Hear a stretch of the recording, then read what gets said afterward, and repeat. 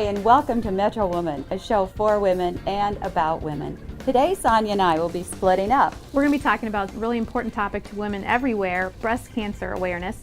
And I'm going to be going and talking to my friend Teresa, who's a 5-year cancer survivor, really hearing her story, just the personal perspective on what it's like to deal with breast cancer and beat it.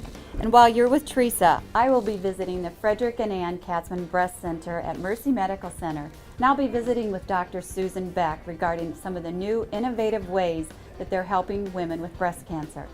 More with my visit with Teresa and the Katzman Breast Center when we come back.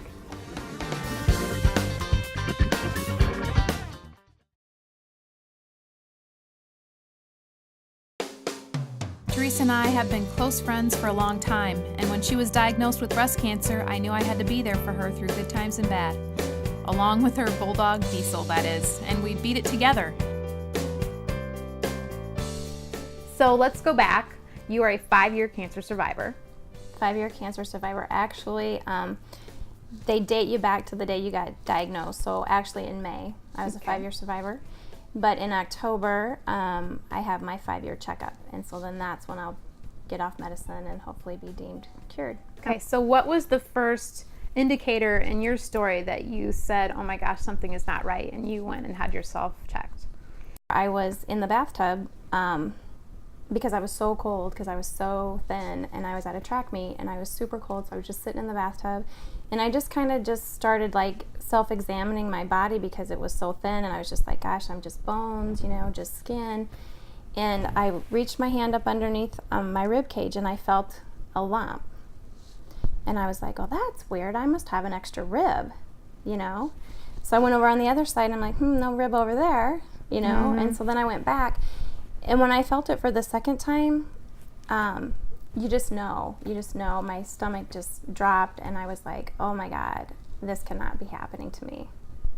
And so I'm a nurse. I've been a nurse for 15 years, and my very first instinct was not to tell anybody. And I thought, okay, I'm just going to sleep on this. I'm not going to tell my husband. Here comes the waterworks. And I'll just see if it goes away. I'll check again in a week, and if it's still there, then, you know, I'll go get some help. But, and I'm a little on the Jesus side ever since I did have cancer. But anyway, by the grace of God, that morning at about 4 a.m., I woke up and I was just throwing up, violently throwing up. And I thought, now what's going on? So I was really scared.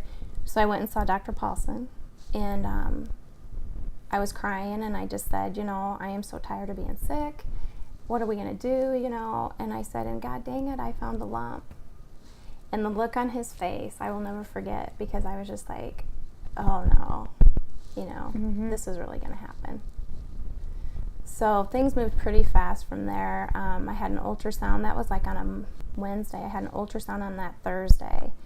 And I was in the ultrasound room for a super long time, and being a nurse, I knew that that wasn't good.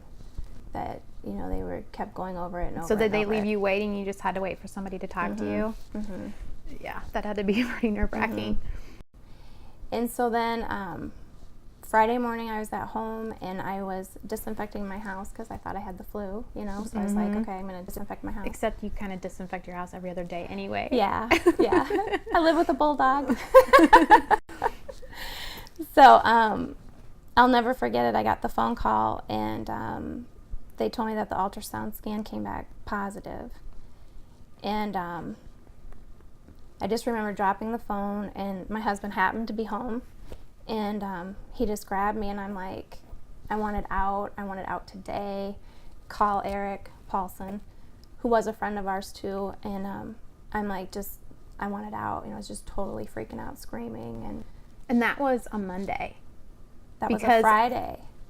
Well, I was at the hospital, and you called me to tell me that you had found out, because I was waiting for my mother-in-law to get an ovarian cyst. Yeah. Yes. This was a Friday, and I remember because the surgery team stayed late to take it out. So right away I had a lumpectomy. I have no other doctor involved except Dr. Paulson, and I'm just freaking out so bad that I'm like, you have to take it out today. You know, I don't want it in me over the weekend, you know. And so the pathologist, Dr. Hagen, he was like 50-50. He said, looks suspicious, but I don't really know, so I'm going to overnight it to the University of Nebraska.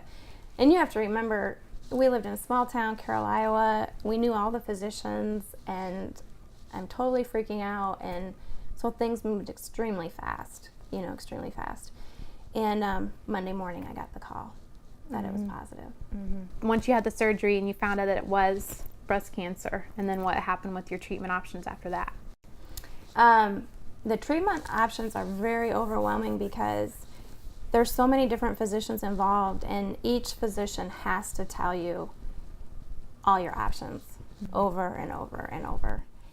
And at that point, I had already decided that I was going to have a bilateral mastectomy because my personality would never be able to live with the thought that if I didn't have the bilateral, that if I got it back in the other breast, that I would be upset with myself. And I knew that would be a daily thought. Yeah. So that was my option. That's what I did. And then after that, they base it on the size of your tumor, what your other options are. So like if it's, greater than 2 centimeters, then you have to have chemotherapy. And this was 5 years ago. Treatments have changed, but I think that's still the same, that if it's greater than a centimeter, you have to have chemotherapy, and then some other options like that. So then they base your chemotherapy on the actual cells within the tumor. So then that's what your medication is. Now, how long did you have chemo? I had 6 treatments, 3 weeks apart for 6 treatments. So. Okay, and I know that has changed. The first chemo I had, I thought, well, this is okay. Remember, I had it on Thursday. Friday, I'm at the pool, under an umbrella, but at the pool, and I'm like, well, this was a piece of cake. But then Sunday, for some reason, I always got sick like the Sunday and Monday after chemo. It was like a bad morning sickness when you're pregnant that just would not go away. And then I panicked because I was like, oh, I'm not going to be able to do this. Here's a quick and easy recipe from Kayla Westergaard from the Iowa Egg Council. If your family is tired of frozen pizzas, try a tart. Today, we're going to be making a tomato and black olive tart. Let's get started. The ingredients you'll need are 6 eggs, 1 13-ounce puff pastry, 8 firm tomatoes, 4 ounces of ripe brie cheese, 20 black olives, 1 cup of skimmed milk, 2 tablespoons of fresh herbs chopped, and salt and pepper to taste.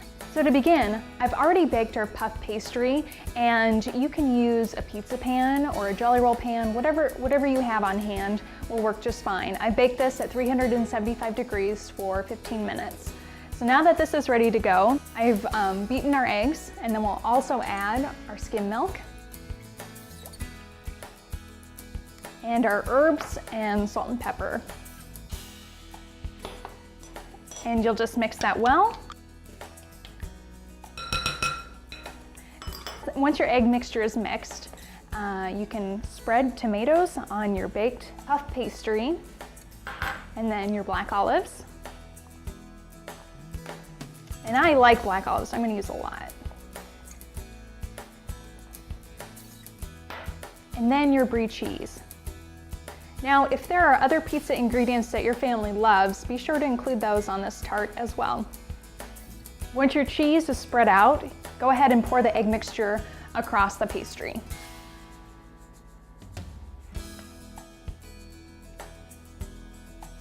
And when we come back, tomato and black olive tart. Moving my mind and my hands at world record speed. I'm Luke Myers. If you want to be incredible, eat incredible. Eggs. Incredible energy for body and mind. Tomato and black olive tart, a great alternative to frozen pizza. I'm Kayla Westergaard.